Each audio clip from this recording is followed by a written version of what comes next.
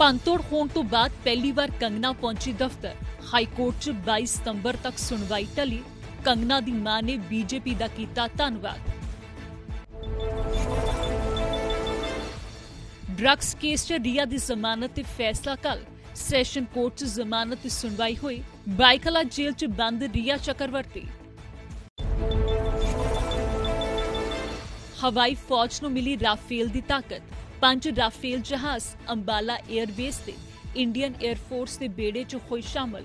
रक्षा मंत्री राजनाथ सिंह सन मुख मेहमान। भारत च कोरोना नाल मौत दर सब तो ज्यादा पंजाब च। अज भी रिकॉर्ड 2464 केस ते 88 मौतां। अमृतसर च अज 16 मरीजां ने तोड़िया दम। मोहाली च 307 नवे केस। साबका डीजीपी सुमेध सैनी ने अगाउं जमानत की अर्जी सुप्रीम कोर्ट च कीती दाखल। 29 साल पुराने मामले च धारा 302 ने वधाई हुई है सैनी की मुश्किल।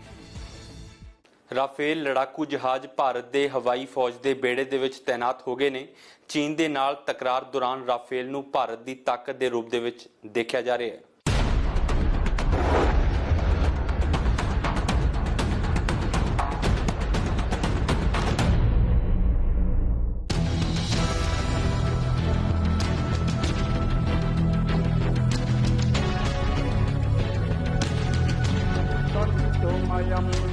Om Vishnoraratavasi Vishno Sarapatreso Vishno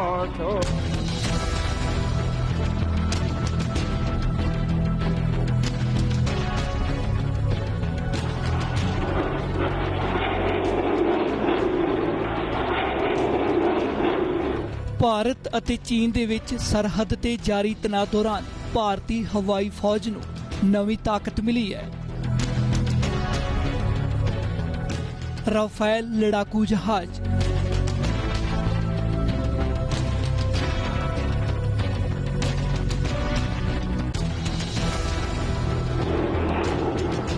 ਇਹ ਹੈ ਭਾਰਤ ਦੀ ਨਵੀਂ ਤਾਕਤ।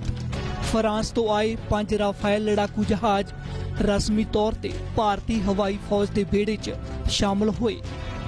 ਸਰਬ ਧਰਮ ਪੂਜਾ ਮਗਰੋਂ ਹਰਿਆਣਾ ਦੇ ਅੰਬਾਲਾ 에ਅਰਬੇਸ ਵਿਖੇ ਰਾਫੇਲ ਭਾਰਤੀ ਫੌਜ ਦਾ हिस्सा बने। तेजस सुखोई सने कई होर हवाई जहाज़ां ने एयर शो च हिस्सा लिया।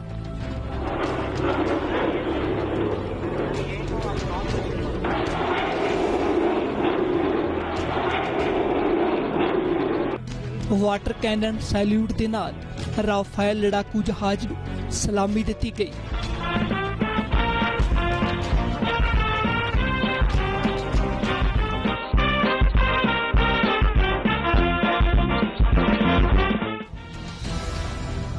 इस मौके भारत के रक्षा मंत्री राजनाथ सिंह सने फ्रांस की रक्षा मंत्री फ्लोरेंस पार्ली अंबाला एयरबेस मौजूद रहे। राजनाथ सिंह ने चीन का नाम ले बिना देश दीआं सीमावां वल उठ रहीआं निगाहां लई राफेल नूं सख्त संदेश दस्सिया। आज इनका इंडक्शन पूरी दुनिया खासकर हमारी संप्रभुता की ओर उठी निगाहों के लिए एक बड़ा और कड़ा संदेश है। हमारी सीमाओं पर जिस तरह का माहौल हाल के दिनों में बना है, या मैं सीधा कहूं कि बनाया गया है, उनके लिहाज से यह इंडक्शन बहुत ही अहम है। यह अपनी सीमाई सुरक्षा और क्षेत्रीय अखंडता को बनाए रखने के लिए सरकार की कमिटमेंट का भी एक बड़ा उदाहरण प्रस्तुत करता है।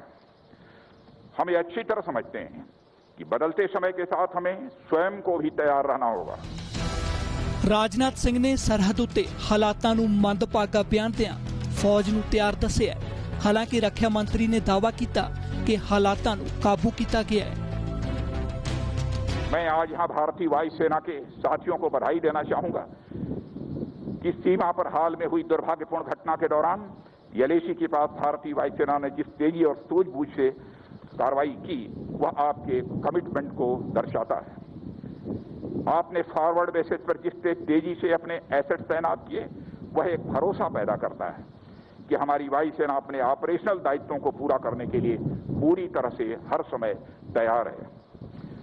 भारतीय वायुसेना ने ऑनगोइंग ऑपरेशंस में जो तेजी और पैनापन दिखाया है, उसने निश्चित ही सभी पोटेंशियल एडवर्सरीज को हमारे देश के इरादे के बारे में एक स्पष्ट संदेश दे दिया है। एक स्ट्रांग मिलिट्री पोस्चर के साथ एक्सट्रीमली कैपेबल प्लेटफॉर्म की तेजी से तैनाती एडवर्सरीज को किसी भी कार्रवाई करने से रोकेगी। ਰਾਜਨਾਥ ਸਿੰਘ ਨੇ ਸਾਫ਼ ਕੀਤਾ ਕਿ ਭਾਰਤ ਆਪਣੀ ਅਖੰਡਤਾ ਅਤੇ ਪ੍ਰਭੂ ਸੱਤਾ ਨਾਲ ਕੋਈ ਸਮਝੌਤਾ ਨਹੀਂ ਕਰੇਗਾ। ਉਹਨਾਂ ਫੌਜ ਦੇ ਇਰਾਦੇ ਨੂੰ ਲੋਹੇ ਦੀ ਤਰ੍ਹਾਂ ਮਜ਼ਬੂਤ ਕਿਹਾ। साथ ही मैंने भारत की सॉवरेनिटी और टेरिटोरियल इंटीग्रिटी को किसी भी हालत में समझौता नहीं करने के संकल्प से भी सबको अवगत कराया और इसके लिए हम हर संभव तैयारी करने के लिए पूरी तरह से दृढ़ संकल्पित हैं और मुझे गर्व है कि हमारी सेना के इरादे लोहे के जैसे मजबूत हैं। ਜਦੋਂ ਹੁਣ ਭਾਰਤ ਵੱਲੋਂ ਰੱਖਿਆ ਸੰਬੰਧੀ ਕਈ ਦੇਸ਼ਾਂ ਨਾਲ ਵੱਖ-ਵੱਖ ਸਮਝੌਤੇ ਕੀਤੇ ਜਾ ਰਹੇ ਨੇ, ਅਜਿਹੇ ਚ ਗੁਆਂਢੀ ਦੇਸ਼ ਕਈ ਤਰ੍ਹਾਂ ਦੇ ਖਦਸ਼ੇ ਪ੍ਰਗਟਾ ਰਹੇ ਨੇ। ਇਸ ਮੌਕੇ ਭਾਰਤੀ ਰੱਖਿਆ ਮੰਤਰੀ ਨੇ ਇਹਨਾਂ ਖਦਸ਼ਿਆਂ ਨੂੰ ਵੀ ਦੂਰ ਕਰਨ ਦਾ ਯਤਨ ਕੀਤਾ। डिफेंस की मजबूती के पीछे हमारा उद्देश्य हमेशा से विश्व शांति की कामना रहा है और आज भी है। इस राह में हमारा देश कोई भी ऐसा कदम न उठाने के लिए कमिटेड है जिससे कहीं भी शांति भंग हो। यही अपेक्षा हम अपने पड़ोसी और दुनिया के बाकी देशों से भी करते हैं और मैं यह बताना चाहूंगा कि अभी हाल की अपनी फॉरेन विजिट्स में मैंने भारत के पॉइंट ऑफ व्यू को समुचित विश्व के सामने रखा, जिसे बड़े पॉजिटिव तरीके से देखा जा रहा है। ਕੋਈ ਸ਼ੱਕ ਨਹੀਂ, ਚੀਨ ਨਾਲ ਹਾਲਾਤ ਤਣਾਅ ਵਾਲੇ ਨੇ। ਇਹਨਾਂ ਹਾਲਾਤਾਂ 'ਚ ਖਤਰੇ ਦਾ ਪਹਿਲਾਂ ਹੀ ਮਹਿਸੂਸ ਹੋਣਾ ਜ਼ਰੂਰੀ ਹੈ, ਜਿਸ ਦੇ ਲਈ ਰਾਜਨਾਥ ਸਿੰਘ ਕੁਝ ਇਸ ਤਰ੍ਹਾਂ ਦਾ ਭਰੋਸਾ ਲੈ ਰਹੇ ਨੇ। भारतीय वायुसेना डेटरेंस बनाए रखने में एक महत्वपूर्ण भूमिका निभाती है और आपकी कार्रवाई किसी भी भावी युद्ध में निर्णायक होगी। जहां एक और हमारी भौगोलिक सीमाओं पर कायम परिस्थिति ने हमारा ध्यान खींचा है, हमें स्पॉन्सर्ड टेररिज्म के खतरे को भी नजरअंदाज नहीं करना चाहिए।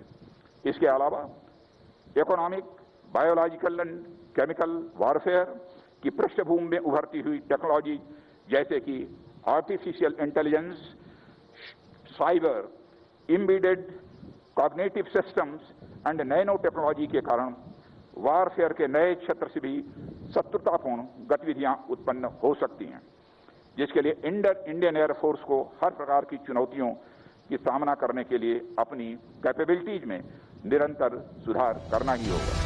ਇਹਨਾਂ ਭਰੋਸਿਆਂ 'ਚ ਸੁਰੱਖਿਆ ਲਈ ਮੁਸਤੈਦੀ ਜ਼ਰੂਰੀ ਹੈ। ਜਦੋਂ ਦੁਸ਼ਮਣ ਪਹਿਲਾਂ ਹੀ ਚੌਕੰਨਾ ਹੋਵੇ, ਇਹ ਮੁਸਤੈਦੀ ਉਸ ਸਮੇਂ ਹੋਰ ਵੀ ਅਹਿਮ ਹੋ ਜਾਂਦੀ ਹੈ, ਕਿਉਂਕਿ ਰਾਫੇਲ ਸੁਰੱਖਿਆ ਲਈ ਇੱਕ ਮਜ਼ਬੂਤ ਹਥਿਆਰ ਹੈ। आप हमारे नॉर्दर्न बॉर्डर्स पर सिक्योरिटी चैलेंजेस से भली भांति अवगत हैं। ऐसे में अपनी राष्ट्र और वैलूज की सुरक्षा के लिए हमें और अधिक मुस्तैदी से तैयार रहना होगा। हमारी चौकसी ही हमारी सुरक्षा का सबसे पहला उपाय है। हमारा देश और समाज आप लोगों की वजह से सुरक्षित और आत्मसम्मान की जिंदगी जी रहा है। हमें उसे किसी भी कीमत पर बरकरार रखना ही है। ਰਾਫੇਲ 17ਵੀਂ ਗੋਲਡਨ ਐਰੋ ਸਕੁਐਡਰਨ ਦਾ ਹਿੱਸਾ ਹੋਣਗੇ। ਅਜਿਹੇ ਵਿੱਚ ਰੱਖਿਆ ਮੰਤਰੀ ਰਾਜਨਾਥ ਸਿੰਘ ਨੇ 17ਵੀਂ ਗੋਲਡਨ ਐਰੋ ਸਕੁਐਡਰਨ ਨੂੰ ਵਧਾਈ ਦਿੰਦਿਆਂ ਕਿਹਾ ਕਿ ਰਾਫੇਲ ਗੋਲਡਨ ਐਰੋ ਨੂੰ ਨਵੀਂ ਚਮਕ ਦੇਵੇਗਾ। मैं ऐतिहासिक 17 स्क्वाड्रन को विशेष बधाई देना चाहूंगा। भारतीय पराक्रम के इतिहास में आपका नाम चमकीले अक्षरों में दर्ज है। राफेल का इंडक्शन गोल्डन एरोस को एक नई चमक देगा। आप सभी राफेल यानी तूफान की तरह गतिशील रहकर देश की अखंडता और अखंडता के साथ साथ संप्रभुता की भी रक्षा करते रहेंगे। ਸਾਫ਼ ਹੈ, ਦੇਸ਼ ਦੇ ਰੱਖਿਆ ਮੰਤਰੀ ਦੇ ਬਿਆਨ ਸਰਹੱਦ ਤੇ ਚੀਨ ਦੇ ਖਤਰੇ ਨੂੰ ਭਾਂਪਦਿਆਂ ਅਹਿਮ ਨੇ। LAC ਤੇ ਭਾਰਤ ਅਤੇ ਚੀਨ ਆਮੋ ਸਾਹਮਣੇ ਬਣੇ ਹੋਏ ਨੇ। ਹਾਲਾਤ ਬੇਹੱਦ ਨਾਜ਼ੁਕ ਨੇ। ਇਹਨਾਂ ਹਾਲਾਤਾਂ 'ਚ ਭਾਰਤ ਨੂੰ ਰਾਫੇਲ ਵਰਗੇ ਨਵੀਂ ਤਾਕਤ ਮਿਲੀ ਹੈ, ਜੋ ਹੁਣ ਭਾਰਤੀ ਹਵਾਈ ਫੌਜ ਦੇ ਬੇੜੇ ਦਾ ਹਿੱਸਾ ਹੈ ਅਤੇ ਦੁਸ਼ਮਣ ਨੂੰ ਮਜ਼ਾ ਚਖਾਉਣ ਲਈ ਤਿਆਰ ਹੈ। ਚੀਨ ਨੂੰ ਸੰਦੇਸ਼ ਸਪਸ਼ਟ ਹੈ, ਆਪਣੀਆਂ ਹਰਕਤਾਂ ਤੋਂ ਬਾਜ ਆਵੇ। ਇੱਥੇ ਰੁਕਦੇ ਹਾਂ ਇੱਕ ਛੋਟੇ ਜਿਹੇ ਬ੍ਰੇਕ ਦੇ ਲਈ। ਬ੍ਰੇਕ ਤੋਂ ਬਾਅਦ ਤੁਹਾਨੂੰ ਦਿਖਾਵਾਂਗੇ ਕਿ ਕੰਗਨਾ ਦੀ ਲਲਕਾਰ ਨੇ ਕਿਵੇਂ ਬੈਕਫੁੱਟ ਤੇ ਧੱਕੀ ਮਹਾਰਾਸ਼ਟਰ ਦੀ ਸਰਕਾਰ।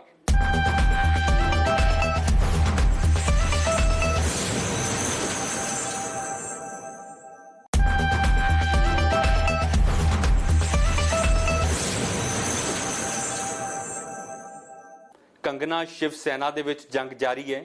ਹਾਲਾਂਕਿ ਇਹ ਮਾਮਲਾ ਕਿੱਥੋਂ ਤੱਕ ਜਾਵੇਗਾ ਕੋਈ ਨਹੀਂ ਜਾਣਦਾ, ਪਰ ਭੰਨ ਤੋੜ ਤੋਂ ਬਾਅਦ ਕੰਗਨਾ ਰਣੌਤ ਪਹਿਲੀ ਵਾਰ ਆਪਣੇ ਦਫ਼ਤਰ ਪਹੁੰਚੀ।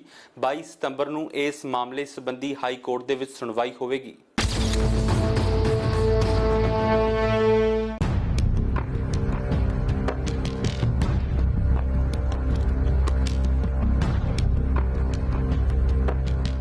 ਕੰਗਨਾ ਰਣੌਤ ਤੋੜੇ ਗਏ ਦਫ਼ਤਰ ਦਾ ਮੁਆਇਨਾ ਕਰਨ ਪਹੁੰਚੀ ਕਿਉਂਕਿ ਸ਼ਾਨਦਾਰ ਦਫ਼ਤਰ BMC ਦੇ ਬੁਲਡੋਜ਼ਰ ਨੇ ਕਬਾੜ ਕਰ ਦਿੱਤਾ। ਮਲਬੇ ਦੇ ਢੇਰ ਚੋਂ ਗੁਜ਼ਰ ਕੇ ਕੰਗਨਾ ਆਫਿਸ ਦੇ ਅੰਦਰ ਐਂਟਰ ਹੋਈ। ਨਾਲ ਭੈਣ ਤੇ ਸਹਿਯੋਗੀ ਸੀ। ਕੰਗਨਾ ਬਾਰੀਕੀ ਨਾਲ ਹਰ ਚੀਜ਼ ਸਮਝਦੀ ਵਿਖੀ ਤੇ ਤਕਰੀਬਨ 10 ਮਿੰਟ ਇੱਥੇ ਬਿਤਾਏ। ਖਾਰ ਵਾਲੇ ਘਰ ਤੋਂ ਕੰਗਨਾ ਦੇ ਦਫ਼ਤਰ ਦੀ ਦੂਰੀ ਮਹਿਜ਼ 1.5 ਕਿਲੋਮੀਟਰ ਹੈ। ਪੂਰੇ ਸੁਰੱਖਿਆ ਘੇਰੇ 'ਚ ਬਾਲੀਵੁੱਡ ਦੀ ਇਹ ਅਦਾਕਾਰਾ ਨਜ਼ਰ ਆਈ। ਜਦੋਂ ਤੋਂ ਸ਼ਿਵ ਸੈਨਾ ਦੀ ਕਮਾਨ ਉद्धਵ ਠਾਕਰੇ ਨੇ ਸੰਭਾਲੀ ਹੈ, ਇਹ ਧਾਰਨਾ ਬਣੀ ਕਿ ਸ਼ਿਵ ਸੈਨਾ ਨਰਮ ਹੋ ਗਈ ਹੈ, ਹਿੰਸਾ ਦੀ ਸਿਆਸਤ 'ਚ ਵਿਸ਼ਵਾਸ ਨਹੀਂ ਰੱਖਦੀ। ਪਰ ਸ਼ਿਵ ਸੈਨਾ ਦੇ ਪੁਰਾਣੇ ਤੇਵਰ ਬੁੱਧਵਾਰ ਪੂਰੇ ਦੇਸ਼ ਨੇ ਵੇਖੇ। ਬੁਲਡੋਜ਼ਰ ਵਾਲੀ ਸਿਆਸਤ ਦੇ ਹਰ ਪਾਸੇ ਚਰਚੇ ਹੋ ਰਹੇ ਨੇ। ਇੱਕ ਅਦਾਕਾਰਾ ਨਾਲ ਇਸ ਤਰ੍ਹਾਂ ਉਲਝ ਕੇ ਸ਼ਿਵ ਸੈਨਾ ਨੇ ਕੱਦ ਛੋਟਾ ਕਰ ਲਿਆ। देखिए, हमारे लिए अब वो शिवसेना का विषय नहीं है, वो BMC का विषय है। आप बोलेंगे अब BMC में शिवसेना की सत्ता है, वहाँ एक लीगल डिपार्टमेंट है। आप उस बारे में आप वहाँ के कमिश्नर, वहाँ के मेयर से बात कर सकते हैं। वैसे तेवर इधर कंगना रनौत दे भी पूरे बरकरार ने कल तू तड़ाक करके उद्धव ठाकरे नु चिताया। उद्धव ठाकरे, तुझे क्या लगता है कि तूने फिल्म माफिया के साथ मिलके मेरा घर तोड़ के मुझसे बहुत बड़ा बदला लिया है? आज मेरा घर टूटा है, कल तेरा घमंड टूटेगा। ते आज भी एक ऐसा ट्वीट लिखिया जो शिवसेना नु मुड़ ललकारन ली काफी है। बिना ना लए कंगना ने ट्वीट वाला हथौड़ा चलाया। तुम्हारे पिताजी के अच्छे कर्म तुम्हें दौलत तो दे सकते हैं, मगर सम्मान तुम्हें खुद कमाना पड़ता है। मेरा मुंह बंद करोगे मगर मेरी आवाज, मेरी बात 100 फिर लाखों में गूंजेगी। कितने मुंह बंद करोगे, कितनी आवाजें दबाओगे, कब तक सच्चाई से भागोगे? तुम कुछ नहीं हो, सिर्फ वंशवाद का एक नमूना हो। वैसे कंगना दे दफ्तर च तोड़ फोड़ ते अज हाई कोर्ट च सुनवाई टल गई है। 14 सितंबर तक कंगना नू जवाब देण दा समा दिता गया है ते 18 सितंबर तक BMC नू, 22 सितंबर नू हाई कोर्ट च अगली सुनवाई है। BMC ने हाई कोर्ट च कहा कि कार्रवाई नीमा दे मुताबिक से रिहायशी घर नू कमर्शियल रूप दिता गया। कंगना दे वकील ने समा मंगया है। फिलहाल स्थिति जिउंदी त्यों रहेगी, यानी कि ना होर भंनतोड़ हो सकती है ते ना नवा निर्माण। कंगना दे वकील वालों सवाल ये भी चुके गए कि BMC ने बेशकीमती सामान नू तहस नहस कर दिता। 2 करोड़ का नुकसान दसिया जा रहा है कि अंदर जो उन्होंने जो तोड़ा है और जो आर्ग्यूमेंट के बेसिस पे तोड़ा है, उसमें जो चीजें पड़ी हुई थी, जैसे एक्सपेंसिव शैंडलियर हो गए, सोफा हो गया, पेंटिंग्स हो गई, आर्टिफैक्ट्स हो गए, ये सब बहुत महंगी चीजें हैं। कंगना काफी शौकीन है, तो वो जाहिर सी बात है कि महंगी महंगी चीजें, जो अच्छी चीजें, जो डिजाइनर चीजें होती हैं, वो लेती हैं, और ये सब चीजों का नुकसान हुआ है। इसके साथ में ऑफकोर्स जो उन्होंने जो बाकी चीजें जो तोड़ी हैं, उसका भी नुकसान हुआ है, जिसका उनको कंस्ट्रक्शन कॉस्ट लगा था काफी सारी चीजों का। तो जो मैं लगातार कह रहा हूं कि जो प्रोसीजर ऑफ लॉ नहीं फॉलो किया गया, जो मैं ऑफकोर्स कोर्ट में आर्ग्यूमेंट करूंगा। कंगना ते शिवसेना ने तलवारां खिंच लईआं ने। आखिर लड़ाई इत्थों तक किवें पहुंची, ये भी जान लो। सुशांत केस च कंगना ने ड्रग एंगल ते बॉलीवुड नूं घेरिया। बॉलीवुड ते ड्रग माफिया दी गंढ तुप दे इल्जाम लगाए। मुंबई पुलिस से तुलना कंगना ने माफिया नाल कीती। मुंबई पुलिस ते ड्रग माफिया नाल रिश्ते दा इल्जाम लगाया। शिवसेना ने कंगना दे बयान नूं मुंबई पुलिस ते महाराष्ट्र दा अपमान दस्सिया। कंगना नूं शिवसेना ने मुंबई ना आउण लई कहा। कंगना ने मुंबई नूं POK दस्सिया। कंगना ने ਇਹ ਵੀ ਚੁਣੌਤੀ ਦਿੱਤੀ, दम हो तो रोक के दिखाओ। कंगना रनौत ਦਾ ਦਫ਼ਤਰ ਟੁੱਟਿਆ ਤਾਂ ਇਧਰ ਹਿਮਾਚਲ 'ਚ ਕੰਗਨਾ ਦੇ ਮਾਪਿਆਂ ਦੀ ਫਿਕਰ ਵੱਧ ਗਈ। पर बेटी सुरक्षित है, सिक्योरिटी मिली है, इसलिए संतुष्टि जरूर है। इधर केंद्रीय मंत्री रामदास अठावले भी कंगना नाल मुलाकात करके आए ने। मैं बहुत धन्यवाद करती हूँ उन्होंने, हालांकि हम उस पार्टी से जुड़ी भी नहीं है, हम कांग्रेसी थे, है ना, हम कांग्रेसी थे, हमारे जो ग्रैंडफादर थे इन लॉ वो भी कांग्रेसी थे, शुरुआत उन्होंने कांग्रेस की थी, लेकिन फिर भी हमें वहाँ से सपोर्ट मिली है। उनको सबको पता है कि हम शुरू से कांग्रेसी थे, लेकिन फिर भी हमें सपोर्ट मिली किसकी, अमित शाह जी की, जिन्होंने मेरी बेटी को सिक्योरिटी दी। और मोदी जी का मैं बहुत धन्यवाद करती हूँ, जिन्हें बोले कि मेरी बेटी देखो आज वहाँ पे क्या हुआ, अगर मेरी बेटी को सिक्योरिटी दी होती तो उसके साथ क्या नहीं होता। कंगना मुंबई 9 सितंबर ਨੂੰ ਆਈ, ਪਰ ਉਸ ਤੋਂ ਪਹਿਲਾਂ ਐਕਸ਼ਨ ਹੋ ਚੁੱਕਿਆ ਸੀ। कंगना ने भी डेथ ऑफ डेमोक्रेसी करके कई ट्वीट्स किए। अज भी कहानी खत्म नहीं हुई, कंगना ते शिवसेना का एक खिलारा लंबा चलेगा। सुशांत सिंह राजपूत खुदकुशी मामले दे विच रिया अज भी जेल दे विच रहेगी। ड्रग केस मामले दे विच रिया दी जमानत अर्जी ते सुनवाई कल होवेगी। रिया चक्रवर्ती अज भी जेल च रहेगी। सैशन कोर्ट च जमानत दी पटीशन दाखल कीती सी, हुण जमानत अर्जी ते कल फैसला होवेगा। ड्रग्स केस च एनसीबी ने रिया नूं मंगलवार यानी कि 8 सितंबर नूं गिरफ्तार कीता सी। रिया ड्रग्स लैंदी है, यह दावा होया, इसे बिना ते रिया नूं गिरफ्तार किया गया। जानकारी सामने आई कि रिया ने नारकोटिक्स कंट्रोल ब्यूरो दे अगे एक गल आप कबूली, पर हुण रिया ने कहा कि एनसीबी दे प्रेशर च उसने यह बयान दिता। जमानत दे लई रिया दे वकील ने दलील दिती है कि सुशांत दे लई रिया ड्रग्स मंगवाउंदी सी, रिया कोलों कोई ड्रग्स नहीं मिले, दूजिया दे बयान ते रिया दी गिरफ्तारी हुई है ते रिया ने जांच च हमेशा सहयोग कीता है। उधर सुनवाई के दौरान एनसीबी के वकील ने दलील दिंदे हुए कहा कि रिया नूं फिलहाल जमानत देना ठीक नहीं है, क्योंकि अजे भी इस मामले की जांच जारी है। रिया तो जो पुछगिछ की गई है उस दे आधार पर एनसीबी अपनी जांच नूं अगे वधा रही है। इत्थे रुकदे एक छोटे जे ब्रेक दे लई। ब्रेक तो बाद पंजाब च कोरोना वायरस ने फड़ी रफ्तार की गल होवेगी।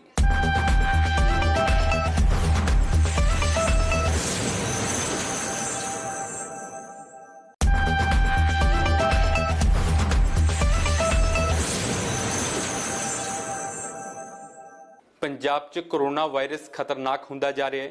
मौत की दर ने रफ्तार फड़ ली है। मौत दर मामले दे विच पंजाब ने गुजरात ते महाराष्ट्र नूं भी पछाड़ दिता है। पंजाब च ऑक्सीजन सपोर्ट ते कुल 544 मरीज ने, वेंटीलेटर ते 79, आईसीयू च 74। कोरोना नाल मौत दर सब तो ज्यादा पंजाब च है 3%। गुजरात ते महाराष्ट्र दूजे नंबर ते ने 2.9% दे नाल। दिल्ली च 2.3% मौत दर है। मध्य प्रदेश च 2.1%। हर रोज पंजाब च 1800 नवे केस आ रहे ने।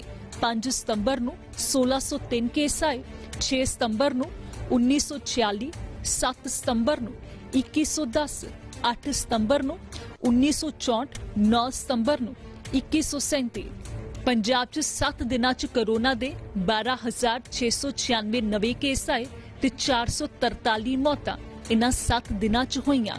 लुधियाना च 1593 7 दिनां च केस आए ते 91 मौतां होईयां। जलंधर च 1613 केस एक हफ्ते च आए ते 41 मौतां होईयां।